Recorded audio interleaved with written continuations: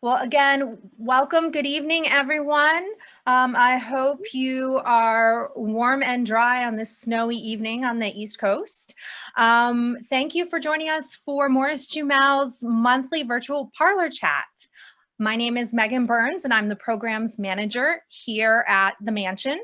And I'm very excited to have a conversation tonight about John James Audubon, the famous naturalist and painter. With me tonight are author Matthew Spady. Hi, Matthew. And Avi Gitler, who is a co-founder of the Audubon Mural Project. Also with me this evening are Alex and Meg, and they will help me monitor the chat for any questions or comments you wish to share with us and the presenters throughout the course of the conversation. Before we begin the discussion, I would like to go over some housekeeping notes for tonight's program. And then I'll share a very brief introduction for those of you who aren't familiar with Morris-Jumel Mansion, or who are, but are wondering what our connection is to Audubon and his legacy. So let me see here. All right.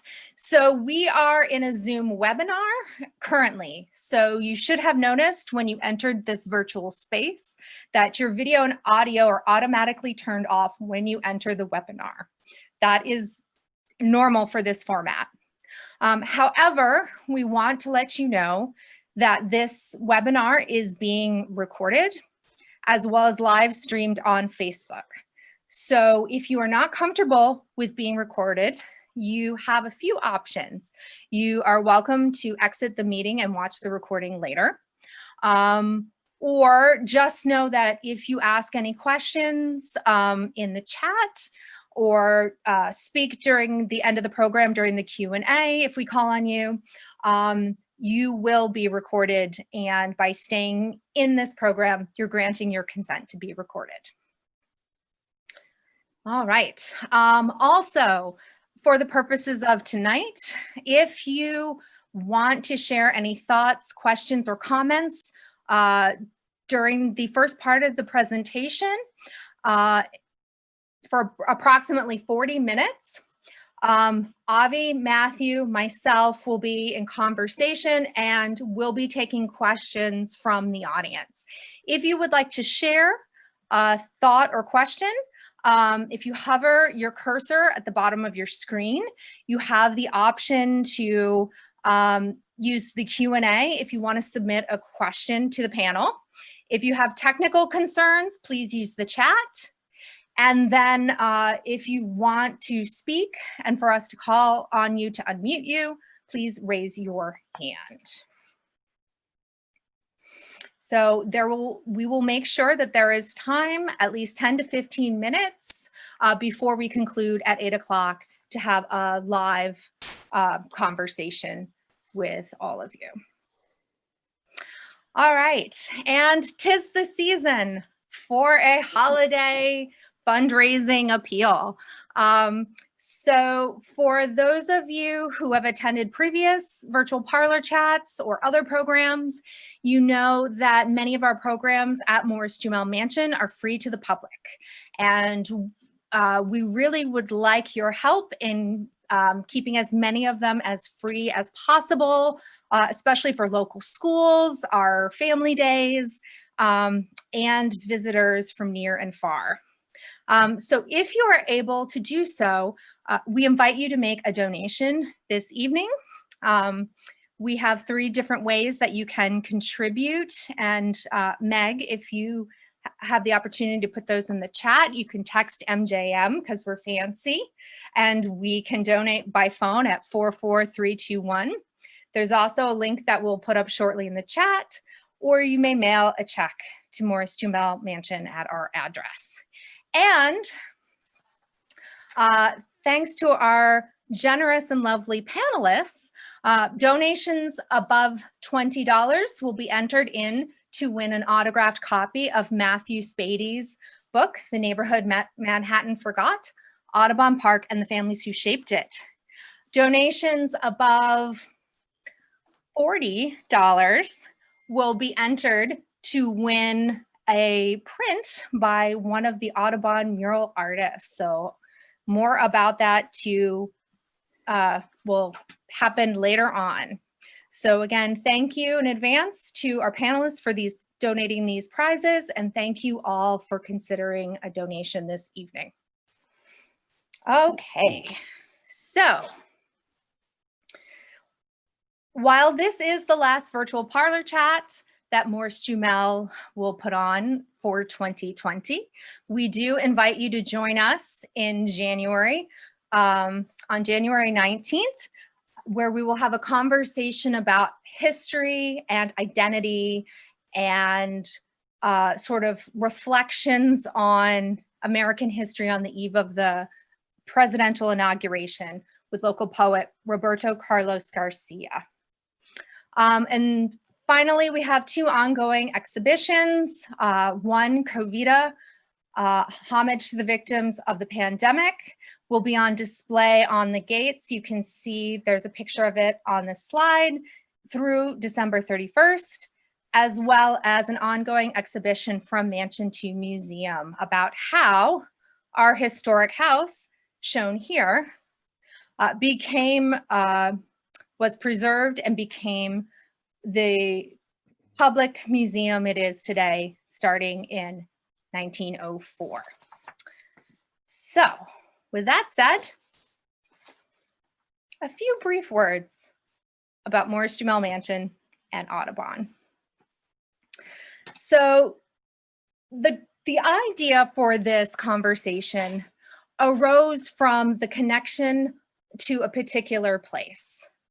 Morris-Jumel Mansion is located today in northern Manhattan in what is currently referred to as Washington Heights.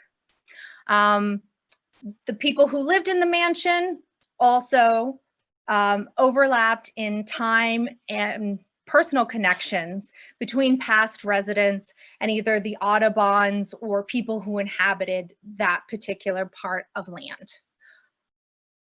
Both Audubon's parcel of land and Morris-Jumel Mansions are located on the ancestral homeland of the Lenape people, who were forcibly displaced by Dutch colonists and other settlers. So there's that legacy. That's a connection. There's also that personal connection. When the mansion was constructed for Colonel Roger Morris and his wealthy wife, Mary Phillips Morris, they knew and were friendly with other upper class families who were seeking to create country estates far from the insalubrious atmosphere of the city. Some of these, which Matthew will talk about in a little more detail, were the Watkins family, the Dykmans. Perhaps you've seen a few things named after the Dykmans in New York City, the Monsell family, and more. And then there's Eliza Bowen-Jumel on the far right. She and her husband, Stephen, purchased the house in 1810.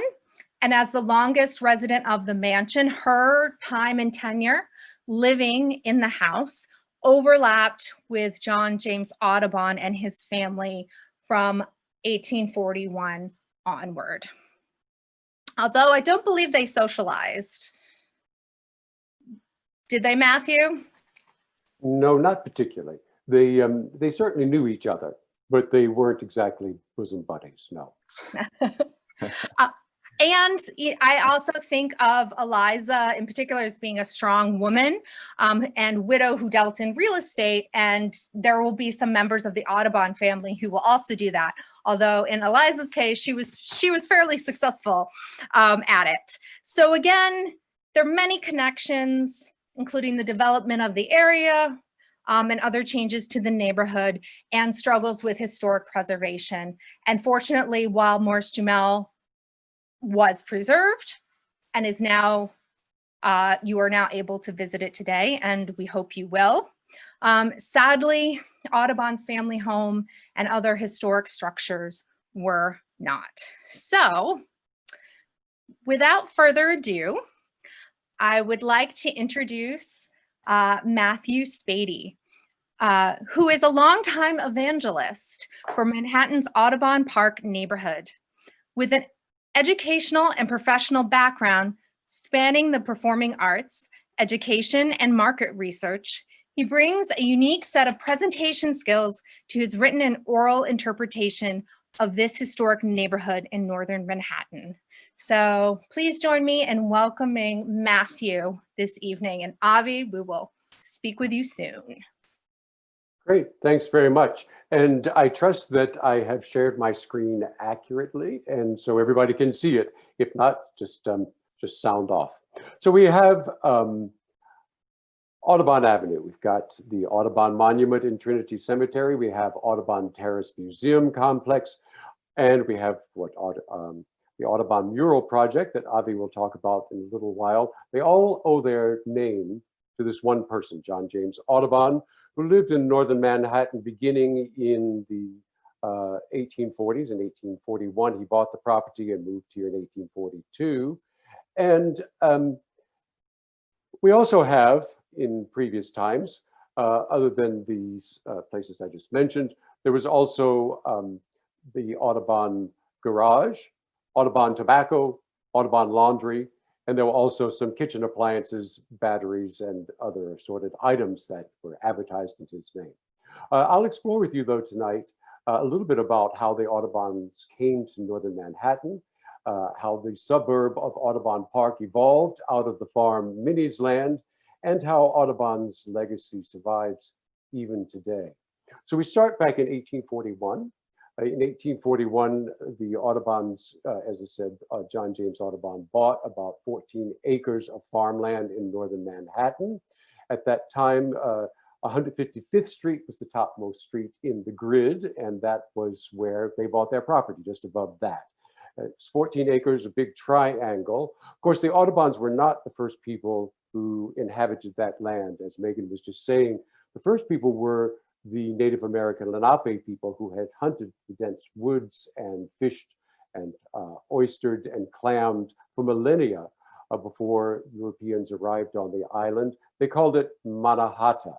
In the late 17th century, after years of competing interests on the heights above Harlem, the Harlem settlers pushed the Lenape people from their ancient lands and then drew lots for the land on the heights that they called Harlem Heights.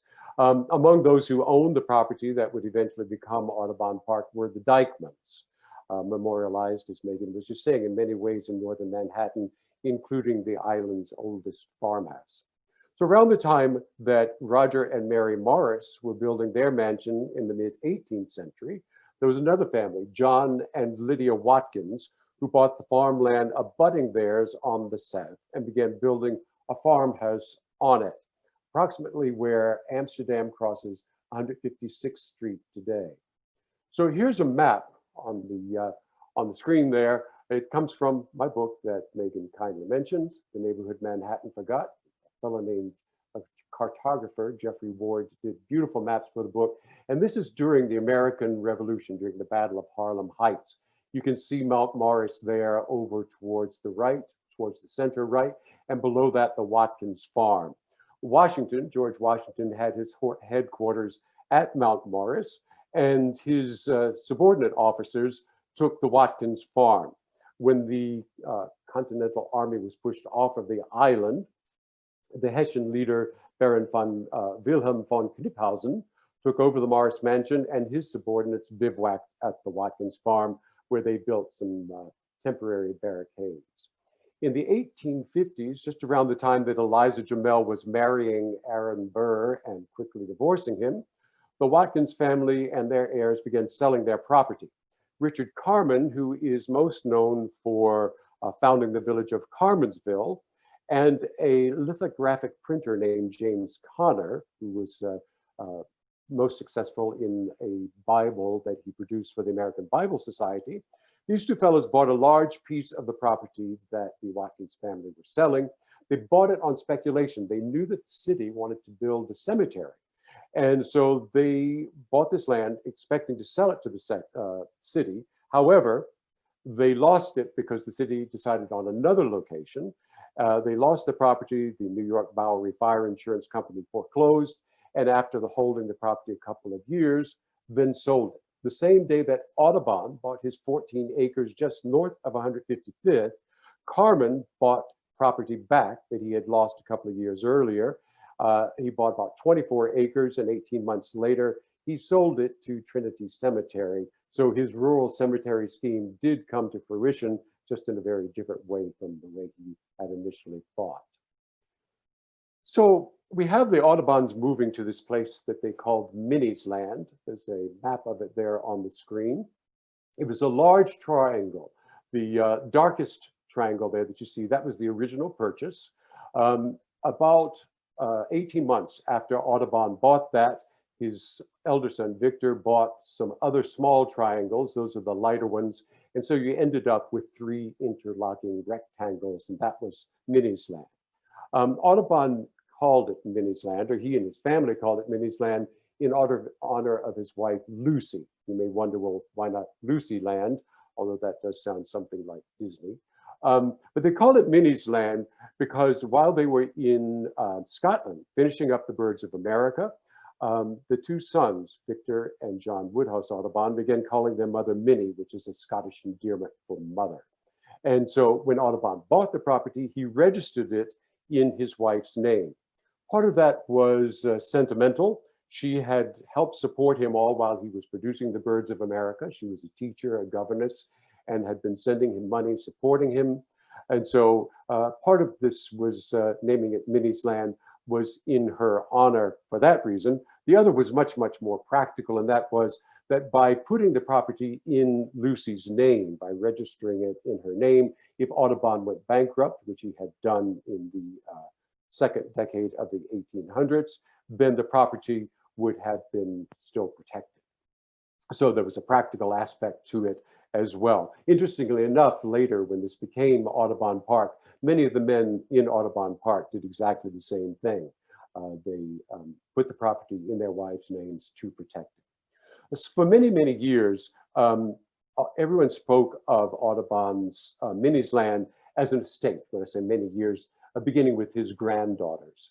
They called it an estate, but it was in fact a working farm. As you can see over there on the east, between what are now Amsterdam Avenue and Broadway, they had fields for crops. In the middle, they had orchards. They had animal enclosures, both for wild animals and for domesticated animals. The domesticated animals were, of course, farm animals like cows and chickens, ducks. They had all sorts of fowl. But the Audubon men were also working on a follow-up set of books to the Birds of America called The Quadrupeds of America. And so they had all sorts of specimens there on the farm, and they kept them in enclosures. You can see also there was a painting house up there towards where 157th Street is now, and a coachman's house and a barn. This was 9 miles from the city's edge at that time, and it was very rural. And so the Audubons were really going back to sustenance living, just like the majority of families stretched across rural America in the 19th century. They wanted a certain amount of autonomy and self-sufficiency, which they found here in Manhattan, in northern Manhattan, on their farm. Here's a picture of what the house looked like. It was an Italianate Victorian structure, was built on an English basement. There were 2 full floors, and then you can see that short floor, which was very emblematic of that particular style, the Italianate Victorian style, up there at the top. On the first floor, there were a living room, a library, a dining room, a study, and a pantry.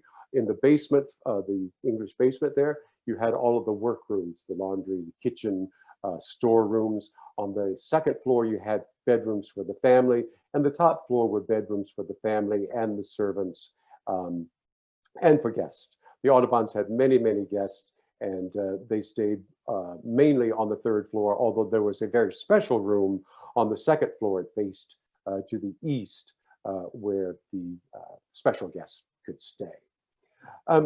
Life there in Minnie's Land was pretty comfortable in the first half of the 1840s. The Birds of America was a huge artistic success and scientific success. It hadn't been a monetary success, but the Audubons followed it up with a much smaller edition that was available for $1 a copy. They called it the small edition. It was a quadruped, an octavo edition of the Birds of America. It was very lucrative and gave them some money to live on for the first half decade that they were there in Minnie's Land. In the middle of the decade, Audubon's health began to fail. When that happened, his sons had to take over all of the business. His eldest son, Victor, became the business manager, did lots of traveling, gathering subscriptions for the Quadrupeds of America. Younger son, John, who had been the head of all of the farming operation, then had to go and look after the office. Neither of them was particularly suited to those particular jobs, even though Audubon had trained them. He trained them very well to do these jobs. They really did not have his charisma. And so things did not go nearly as well as they had before. By the time Audubon died in 1851, the family was in pretty dire states. And so Victor, the elder son, came up with this plan that they would monetize their most fungible asset, which was their land. So what they did was they sold the eastern portion of the property to a fellow named Dennis Harris. And then they began dividing the western part of it into building lots and building houses, which they intended to rent.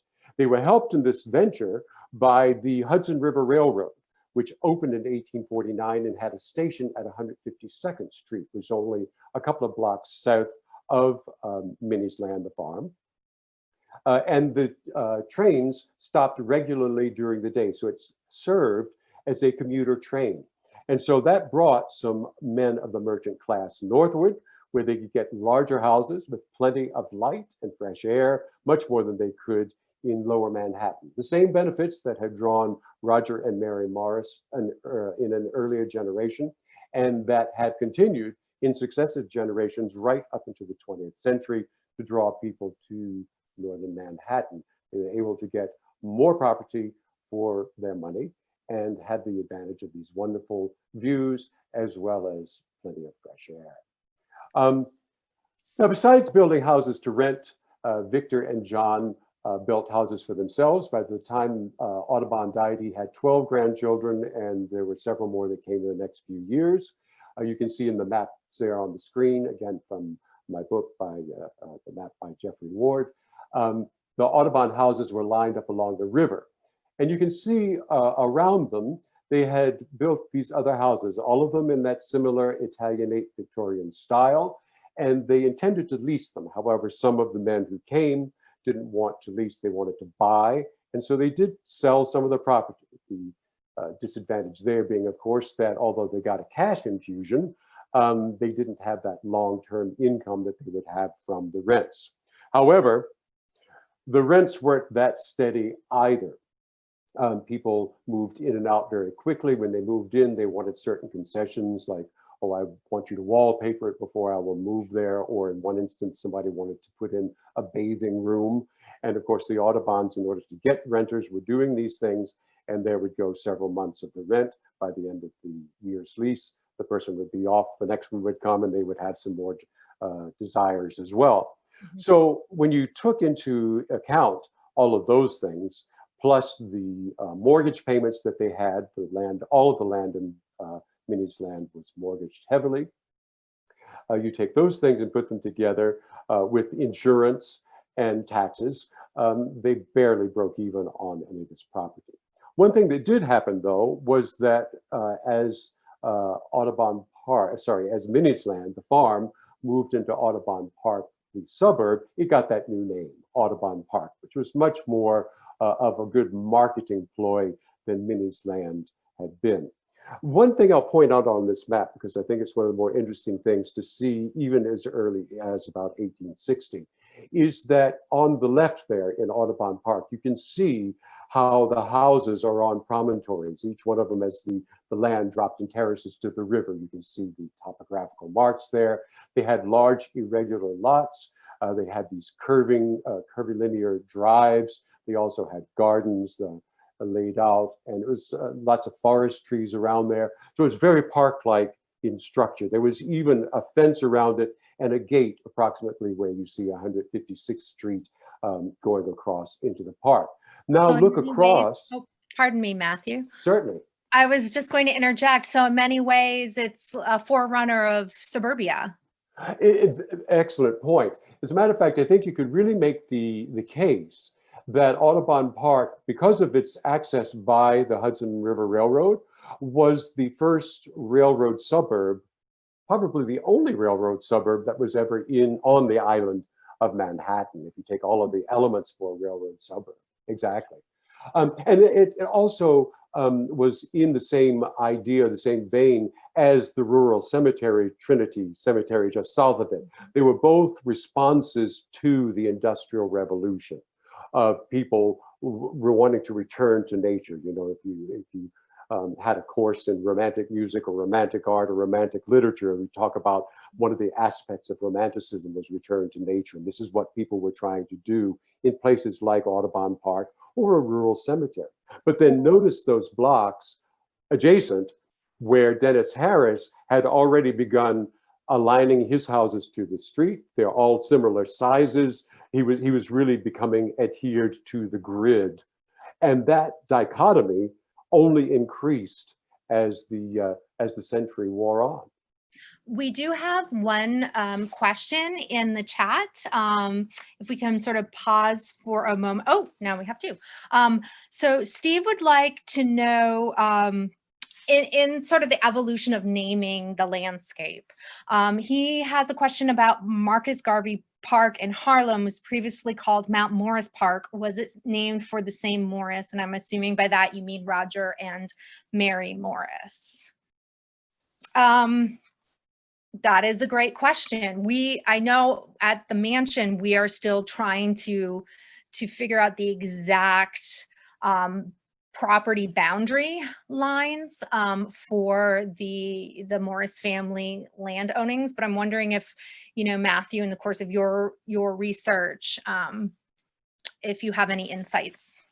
Unfortunately not, but that's really an interesting question. I always sort of assumed the answer was yes, but I have absolutely nothing to back it up with, and it's not really on land that they owned, is it? Again, we're trying to figure out those boundaries. We know that it went from river to river and it was approximately 20 city blocks.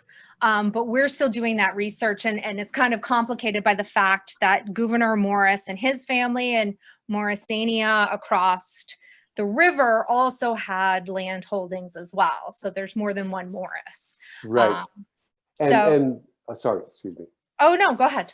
No, I was just going to say there's also one of the things that I discovered in researching the neighborhood and writing the book is how often myth is much more durable than fact. And so when you have naming of different places, whether the Morrises, Roger and Mary, whether they actually owned it or not, it becomes part of the common myth of a particular area. And that's one of the interesting things, is to sort of unwind all of that and get back to, well, really, was it them or was it someone else? Mm-hmm. Because there was for a long while, when I first began researching, I believed that Audubon's farm was about 40 acres, because that's what his granddaughter had told Reginald Pelham Bolton when he was writing his history of Washington Heights. And that you can find anything between 32 and 40 acres in numerous sources. And again, the myth was just more durable than the fact. Great. Okay. And so take us to, you know, the sort of evolution from sort of the Audubons up to the 20th century. Certainly. So by the early 1860s, most of the land had passed out of the Audubon family. As I mentioned, the real estate scheme did not work. In 1860, the elder son Victor died, and in 1862, the younger son John Woodhouse died. They both really sort of worked themselves to death, just trying to support this family, trying to live out their father's legacy. Within 2 years, Lucy Audubon had sold all of her property, John's widow had sold hers, and they had left. Victor's widow stayed a little bit longer until about 1880, and then she moved her family to a large house on the southern side of Trinity Cemetery. So by the mid 1860s, the Audubons owned no property except what Victor's widow still owned, and the property was dispersed among various families. However, beginning around 1864, George Blake Grinnell, not to be confused with his son George Bird Grinnell, bought this house that you can see there, the Hemlocks. Now, when he bought it, it didn't look quite like that. That's a revised version of the house. When he bought it, it was much more Italianate like the other villas were. The mansard roof arrived in the late 1860s on that house, as well as most of the other houses in the park, whether they wanted them or not. It was just the sort of passion at that moment to have a mansard roof. But George Blake Grinnell bought this house in 1864. He and his family had lived there since 1860, renting it from the Audubons. He bought it in 1864 and then began accumulating a lot of land, so that by the time he died in the 1890s, he owned about 2/3 of the property in what had become Audubon Park, which meant that his children then were able to determine the destiny of Audubon Park.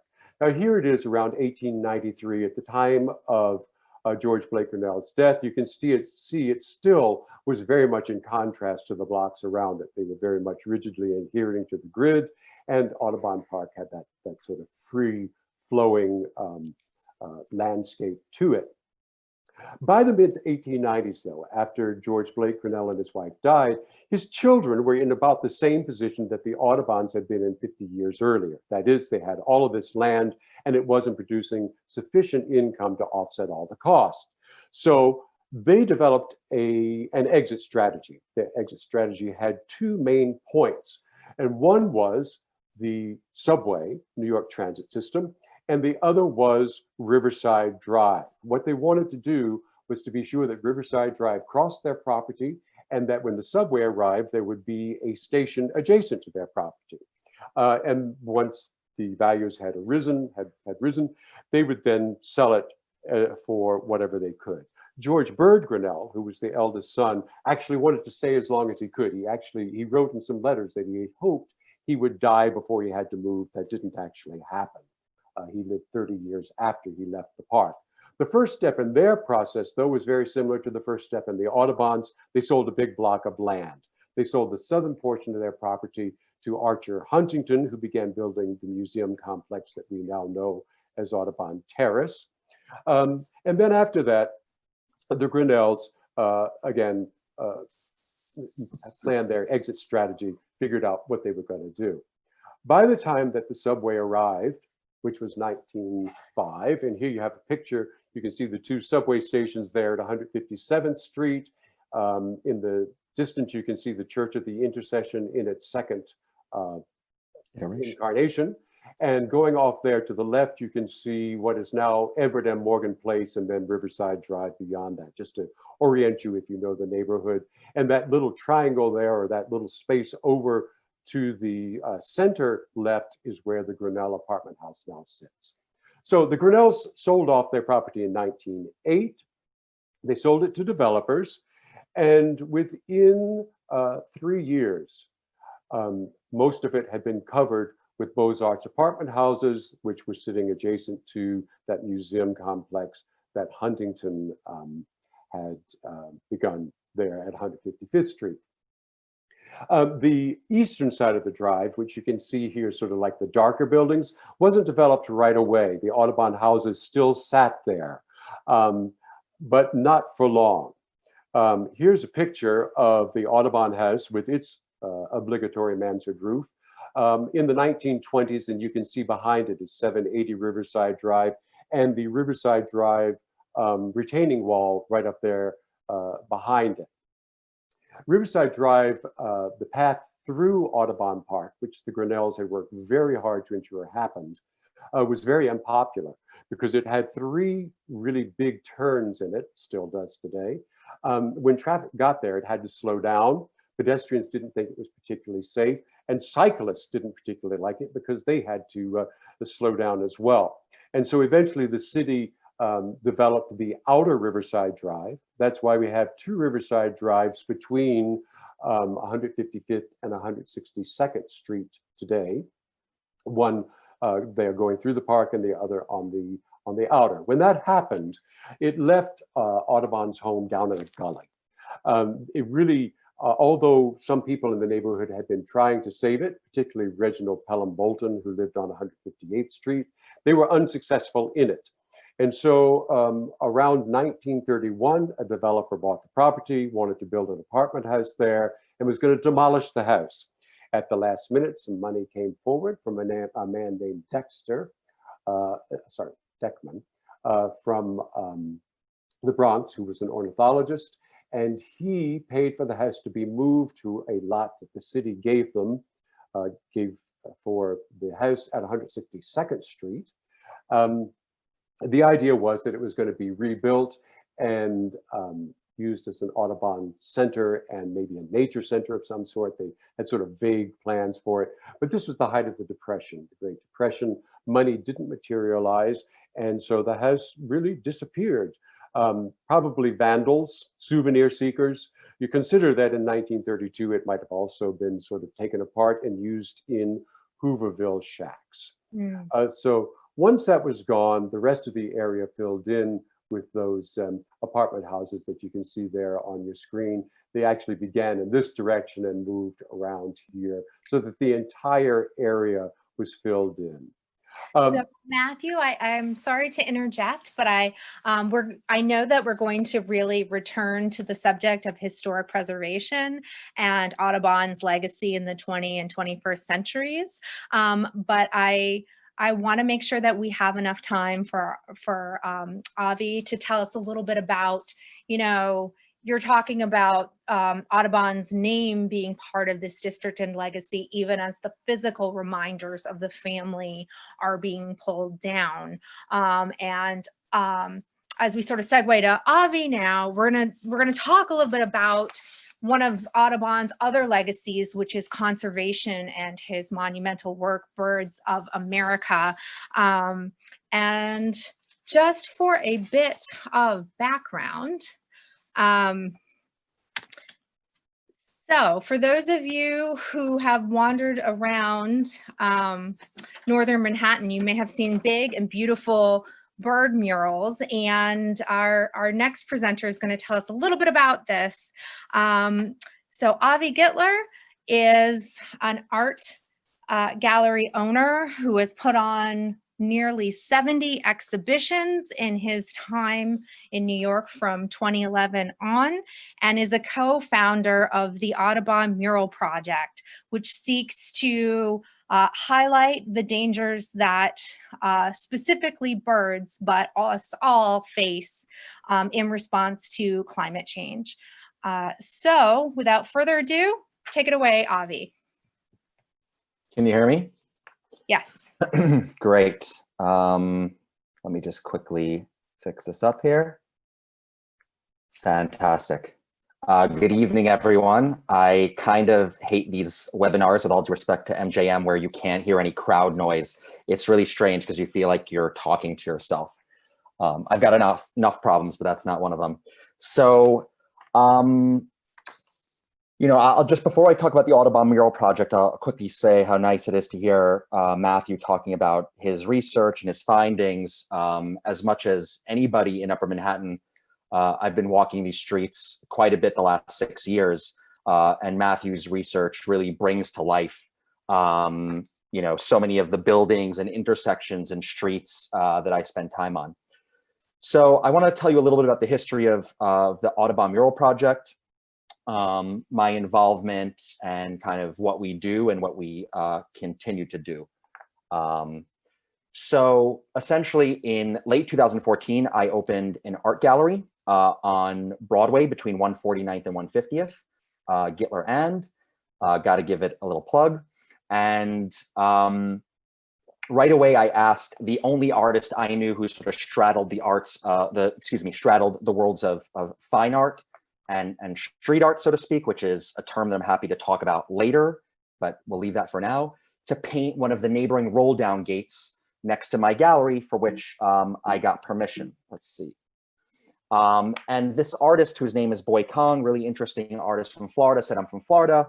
I want to paint a flamingo for you, bring you a little Florida favor. And as soon as he mentioned a bird, I immediately thought of the naturalist and great bird painter, John James Audubon, who was, and as far as I know, still is, buried. Matthew can correct me if he was exhumed the last couple days and I didn't hear about it.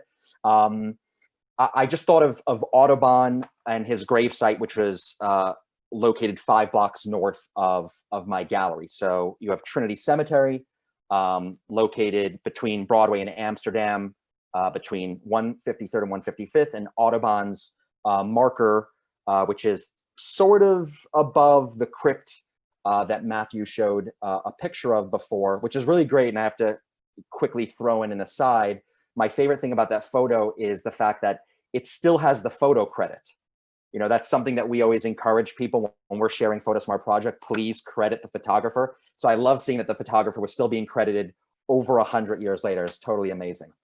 So after this artist suggested I paint a bird, I asked, you know, I thought of this idea, you know, that we should paint a bunch of birds in tribute to Audubon. And you can see one of Audubon's paintings of the swallow-tailed hawk, which we now call the swallow-tailed kite, on the right. So we started painting birds, and I'm going to explain this image in a moment. And after we painted just 2 birds, I was approached by a neighborhood resident who at the time was the vice president of content at the National Audubon Society, historic conservation organization. The first Audubon Society was started by George Bird Grinnell, who came up when Matthew was talking, the son of George Blake Grinnell. And Matt, do you live in the Grinnell? And Matthew lives, thank you, Matt. Matthew lives in a building named for the Grinnell, which is also referenced during his talk. So this employee of Audubon approached me and said, this is in late 2014, we've just released this climate report, and according to our research, our climate modeling for the next 80 years, we firmly believe that more than half of North American bird species are threatened by climate change in this century. And we'd be really interested in partnering with you. At the time, we'd only painted 2 murals to paint all of these birds, all 314 of these birds. Since then, the climate report has been updated, and that number is actually 389. So when we looked at the report, the flamingo was not on the report. And so that flamingo on the left of your screen was whitewashed, and these are 2 tundra swans that were painted in its place. The tundra swan is on the report. And one of the interesting things that I think really relates to what Matthew was talking about is just inevitable change that you see in any urban environment and even rural environment. But if you notice the store itself, it was a driving school when my gallery opened, and it was and now is a bar called Uptown Bourbon. This is, or I should say was until 3 days ago, the newest iteration of the tundra swan. So we're painting murals. These are Black Vultures by an artist, Martha Alicia Matarrita, who grew up on 135th Street, excuse me. And it says in both English and Spanish, the vulture is a bird that is often misunderstood. I don't have a lot of time, so I really want to share a lot of imagery, so I'm just gonna go really quickly. This is the American Redstart by an artist, Bluster One. This mural was up for 6 years till about 3 days ago, when the graffiti writer Rex, whoever he may be, chose to paint Rex in big block letters over the Redstart. I mentioned the swallow-tailed hawk before, and we had started this project with the idea of painting gates, but we were approached by the artist Lenny Correa, to paint a large-scale mural, and it took some planning and a lot of blood, sweat, and tears. But this is Lenny's extraordinary mural. One of the things that's so interesting is this mural is physically on land that belong to Audubon, and you can see the church on the right, the Episcopalian Church of the Intercession, and that gravesite that you saw of Audubon's is right behind. So I think there's something very beautiful about this art project. which postdates Audubon's death by about 150 years.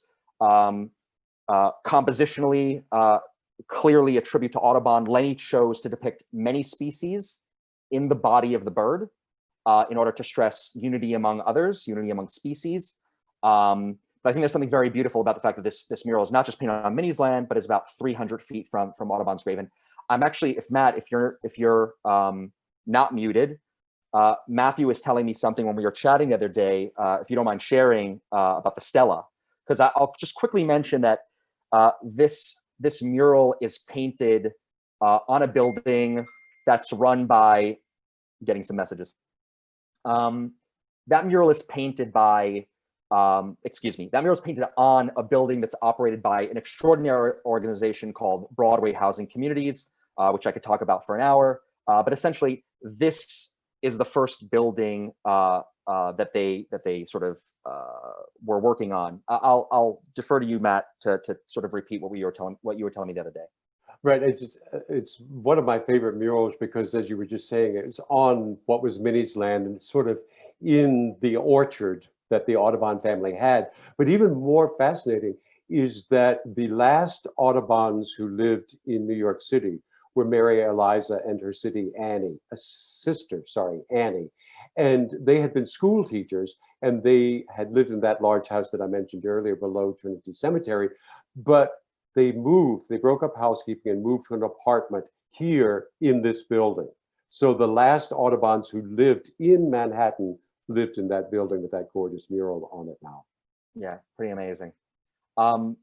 So as we continued, this is going into 2015 or so, we continued painting murals. You can see the Western Bluebird and Rufous Crowned Sparrow by an artist, Sean Bullen. This is located on Amsterdam, directly across the street from City College. A Bald Eagle by Peter Daverington.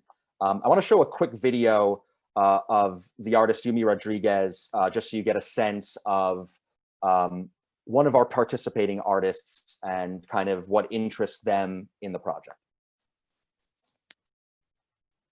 Hope this works. A large majority of my life was spent in this neighborhood. Born and raised in Washington Heights. My grandfather used to work at this barbershop. He used to call me a little hummingbird. It was initially my plan to paint something in his honor. It was really coincidental and serendipity that this project was going on in the neighborhood that I grew up in, where the barbershop is.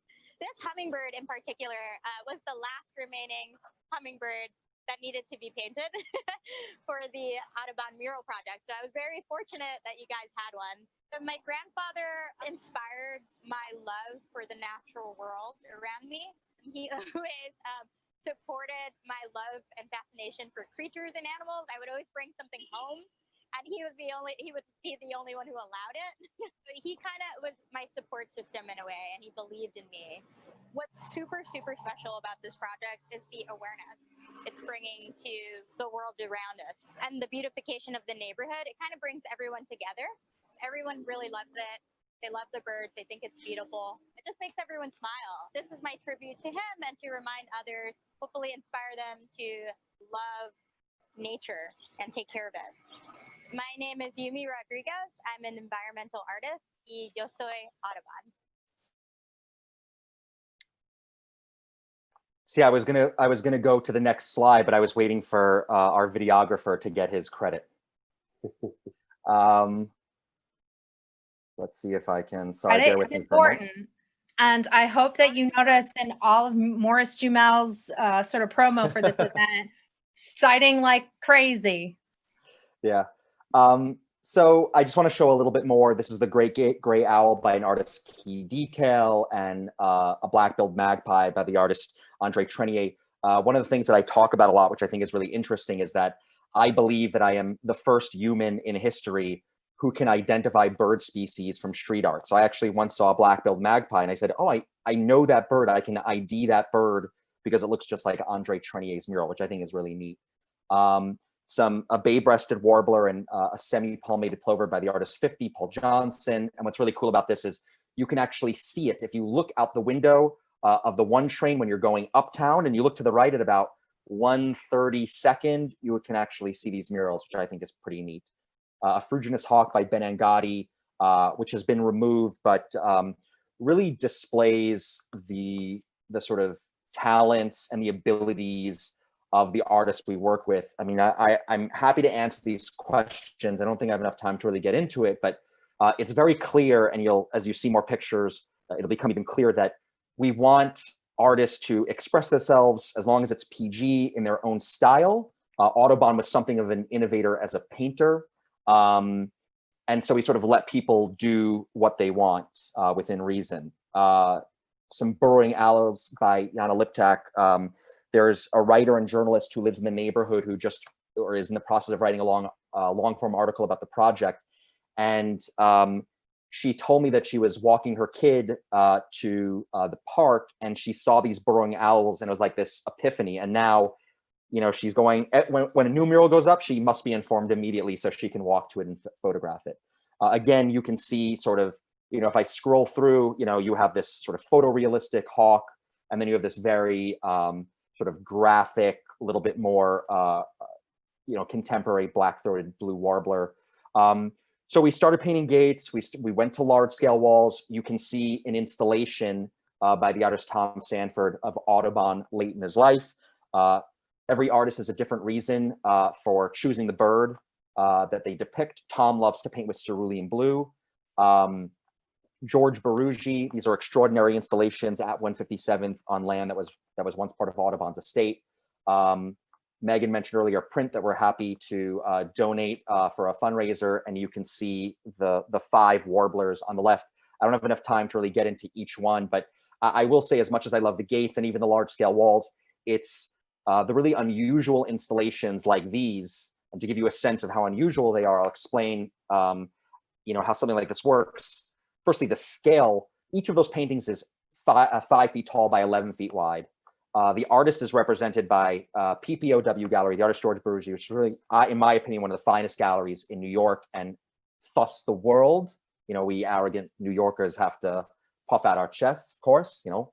So they're really large scale, and they're installed on existing steel frames that were installed in the building for advertising purposes. At the time they were put up, they were for here's another one, for an energy drink called Energy 69, with this sort of very sexy woman trying to sell this energy drink.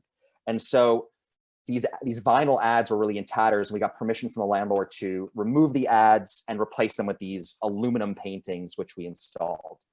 Red-faced warbler by the artist ATM, a Townsend's warbler by the artist ATM. And I think you know, if I'm allowed to do this, I think in some cases, this being one of them, I think you really get a sense of how hard we're trying to sort of match the artist with the location, you know, that we're you know, there is an aesthetic effort to sort of make some sort of match, you know, shidduch, as we would say in Yiddish. You know, I talked about the kinds of installations that really excite me. There were, many of them have been removed, but a series of 10 paintings by 10 different artists installed into the bay doors of this gas station, which also was located or is located on the former site of Audubon's home. And here are 2 examples. You know, every once in a while I hear a great story, which is, you know, really wonderful for me to hear.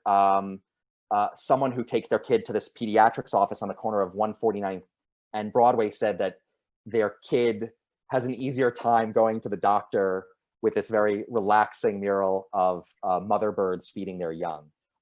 And the sort of well-known community bookstore Word Up has this lovely little bird mural on the front of their store.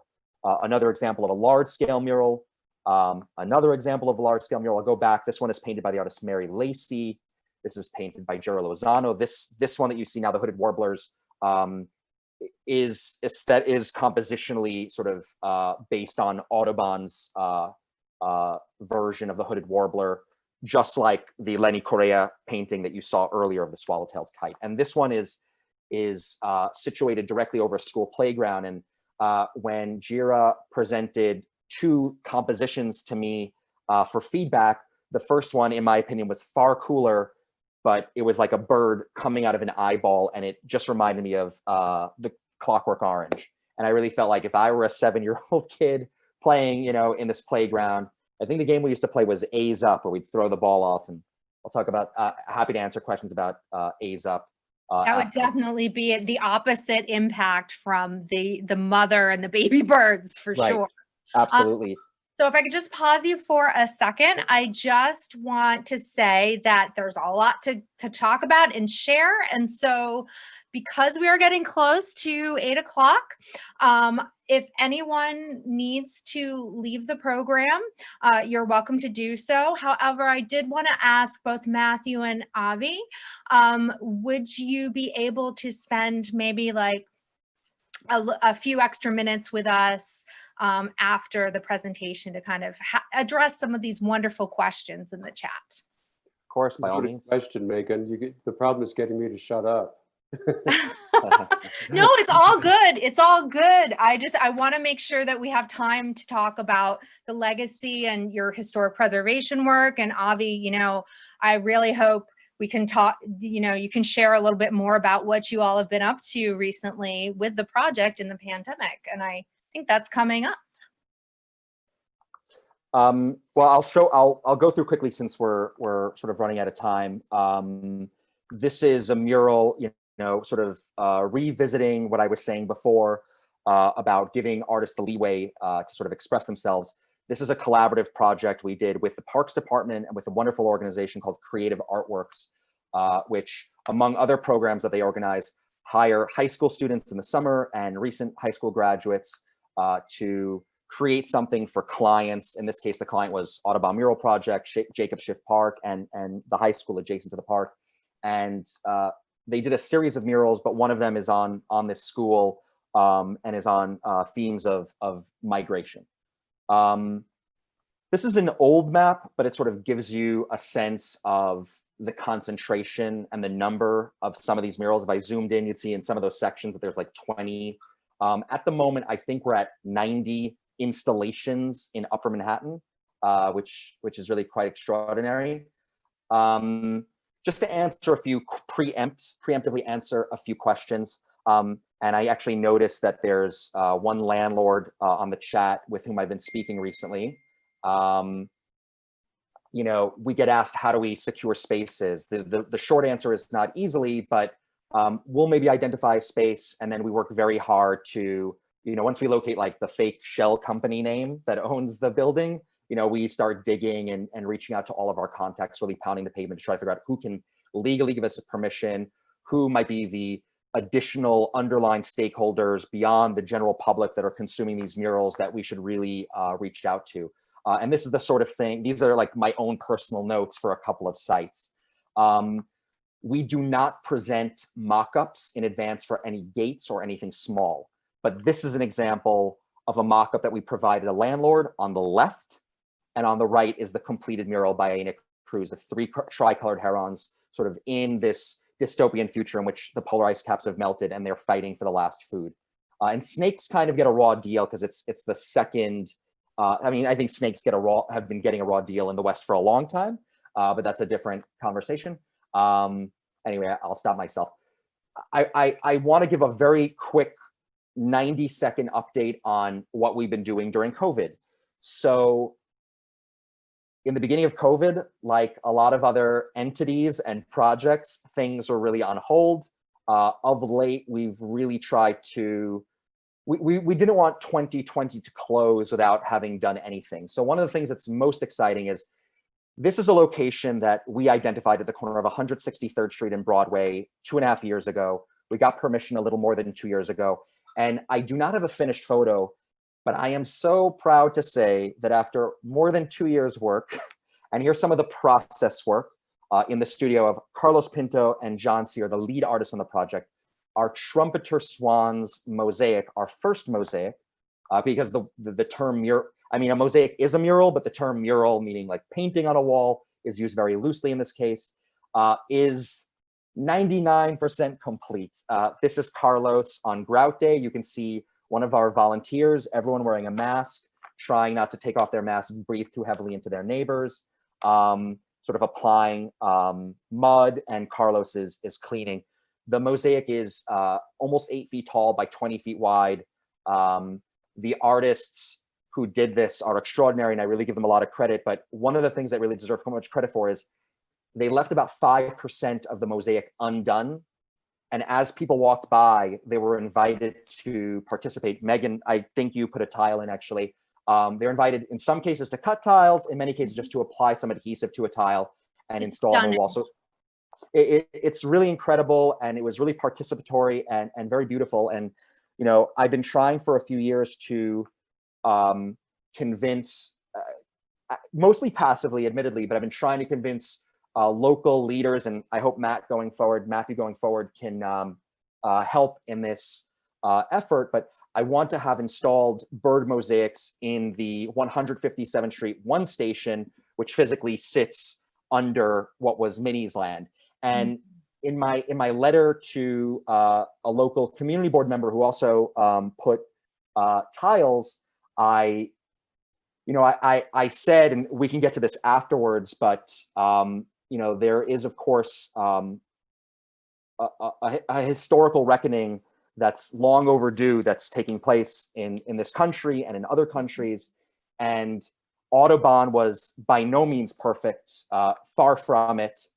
He was a slaveholder, and Matthew can expound on that. But one of the things I wrote in this note to this member of CB12 was that I envisioned something that was made in the same spirit as this mosaic, possibly even under the leadership of this same team, that's created communally offsite by a diverse group of people. Yes, of birds, yes, about nature, yes, about sustainability and about the environment and about ways we can be friends to birds. And as my colleagues at Audubon always say, you know, what's good for birds are good for people.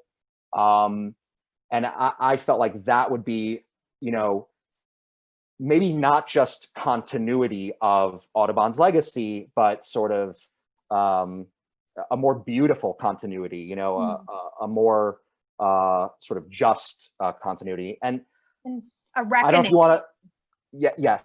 And I just want to show a couple of last things about my project, and then, you know, give the floor to everybody. Just because I definitely want to get back to your larger point and, you know, have Matthew weigh in on his thoughts about, you know, the problematic legacy that we have of Audubon and so many historical figures, things are named after.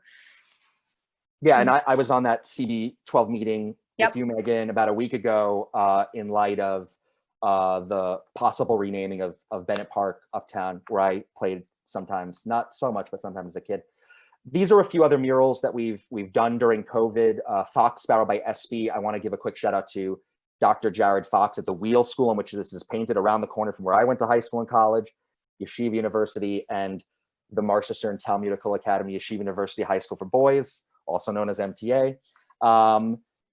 So I'm going to skip some really interesting points for lack of time, but an awesome Canadian goose by one of my favorite artists that I'm now working with, the Snowman. The goose gets down. If you don't know how some goose down is collected, you should look it up. It's pretty awful. And I think this was a sort of light way to bring attention to it. Some birds by the artist Bluster One, a gray hawk by the artist Martha Alicia Matarrita, another mural by Spady of a Bohemian waxwing, Have a Nice Night by the Snowman, next to the site of where my gallery is located, which is now a pawn shop, sort of gentrification upside down. And just to answer some last questions before they're asked, we're asked sometimes, you know, what happens if a mural is replaced? On the left, you have a wonderful installation by the artist Ashley Sisk, which was stolen after being up for a few years. Someone removed the concrete screws that held it in place. On the right, you have a spoonbill, which was removed when a new deli went in at 157th Street. Maybe 156th. And so we asked the artist Danielle Mastrian to come back and paint this roseate spoonbill, the same species again, and that's located right next to the wonderful restaurant La Caridad, between 144th and 145th. And one of the really cool things is the epicenter of this project for so long I described as being located in and around the gravesite of John James Audubon, but I decided after, I haven't finished Matt's book yet, but I decided as I started to read Matthew's book to start to describe the project as being concentrated around Audubon Park. I sort of prefer that. because the history is so much richer. But the project is not just located in Upper Manhattan. These are two 40-foot ducks on a 200-foot long wall that was painted in Astoria. You can see it from Carl Schurz Park or on a boat, or if you're careful and you know where to look while you're driving down the FDR. This is in Forest Park by the artist Ernesto. And these are murals in Chicago. These are murals in Rockford, Illinois. These are murals not just of birds in Bozeman, Montana, but also of fish, of sturgeon, of a variety, not just birds, of climate-threatened species, or in this case, species that are simply threatened by a whole bunch of reasons, human encroachment, so on and so forth, in Bozeman. So, is very quick. I tried to go really quick just to give you a sense of the project and a sense of some of the things that we deal with, give you a sense of the fact that we have satellite projects in other parts of the country. There are actually some murals that went up this summer in Nantes in France, which is sort of the ancestral homeland of Mr. Audubon, which is really cool. And I'll leave with this last one, which is really great. This is a mural painted by the artist Louise Jones. It's much more beautiful and striking in person. I always describe it as subtle a bird mural can be that's 60 feet tall, because it's more epic than it even looks in person. But this gives you a sense of the Audubon Mural Project and what we do and what we're trying to do. I didn't speak about educational initiatives and so many other things we do, but that will wait for another time. But thank you so much for your time. Thanks for having us. Thank you so much. And again, I knew this was going to be an ambitious conversation, having both Matthew and Avi present on such rich subjects. So hopefully this is the first talk of many. We'll have to have both of you back for your very own independent virtual parlor chats. But again, the parallels here, I think, are really rich. And, those in the audience are sharing. Rebecca is sharing about how the current mosaic is absolutely worth the trip if you aren't in the neighborhood.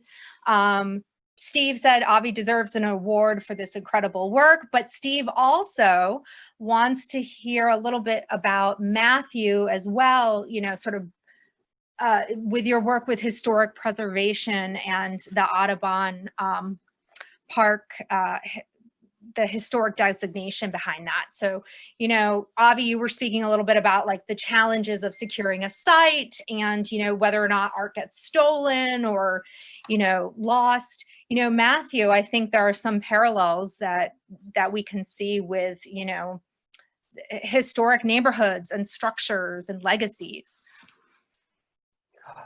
Yes, and if I can, I'm going to go back to a slide here of the Audubon Park Historic District, which is adjacent to the Audubon Terrace. Audubon Terrace was designated in 1979 and Audubon Park in 2009, so there are quite a few years in between the two of them. The designation for the Audubon Park Historic District was relatively easy as designations go. We began working on it in 1999, submitted the request for evaluation in 2003, and were designated in 2009, which is lightning fast. But some interesting aspects to it. One was that the Community Board 12 Land Use Committee suggested a much larger district than the one that we actually ended up with. And the request for evaluation was actually smaller. LPC, Landmarks Preservation Commission, took some of the ideas from CB12 and some of the initial ideas and carved out this district you see here, but they left out that row there. You see John P. Leo row houses on 158th Street. CB12 wanted to go all the way up Riverside Drive there at the top of the map, the curving part of the drive, with all the buildings along it. And in the intervening years, since 2009, several houses on the John P. Leo row, with 12 houses there, are endangered of being torn down and replaced with something probably more high-rise, out of context with the architecture and the human scale of the rest of the neighborhood. And there's a new sort of development threat on Riverside Drive north of 158th Street. The oldest house in the neighborhood, it dates back to 1851 when the Audubons were building their houses in Audubon Park. It's quite possible that John Woodhouse Audubon built the house, or at least consulted on it, because it looks like the ones that he built. And that's slated for demolition as well, and there's a group of people who are working to try to preserve that. So just as Bolton, Reginald Pelham Bolton, who lived on 158th Street, led this fight to save the Audubon house, people today are trying to save Bolton's house as well as others in the neighborhood. So it's an ongoing battle. I guess battle is a good word to use for it. But well worth it, because this is our architectural, historical, and cultural legacy. And if we don't stand up for it, it will disappear, as many buildings have. What a poignant observation, or sort of an ironic symmetry also, that the person who tried to preserve Audubon's house, now his legacy is under threat, and other things under threat, you know, urbanization and, you know, overpopulation also threatens the environment. So there's a lot, there's a lot of work to be done for sure. And Megan, if I could throw in one thought, and I'll make it really fast because I know we're like running out of time. But one of the most interesting things about Audubon to me, and it's sort of a theme that goes through my book, is that although Audubon despised cities, he talked about this, how much he despised cities. When his family moved north of 155th Street and built a house and built roads and barns and animal enclosures, they were changing the landscape. They were building into the landscape, and were actually setting the stage for the urbanization which arrived in the 21st century. So, you know, we do live in constant change. It's not that we don't want change, it's that change should be well thought out as it's going along, not just sort of piecemeal. But I do think it's interesting that Audubon really was the first to build in that particular location and began to humanize the landscape, which led to its urbanization.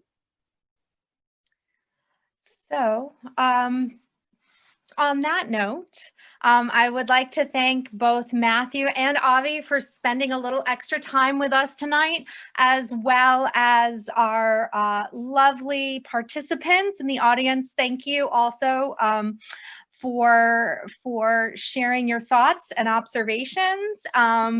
And we are going to send you a follow-up email with links to additional resources. So if you want to learn more about historic preservation and Matthew's research, and Avi and the Audubon Mural Project, look for that, as well as a brief survey. And again, final shout out for those of you who would like to be entered in the raffle for an autographed copy of Matthew's book, or a print from Avi and the Audubon Mural Project of the 5 warblers, right? 5 warblers, wonderful print. So now's your chance. This, if you haven't, and you would like to donate, please do so. Meg's putting the information back up in the chat. And I want to thank you all again. Best wishes for the holidays and for a new year.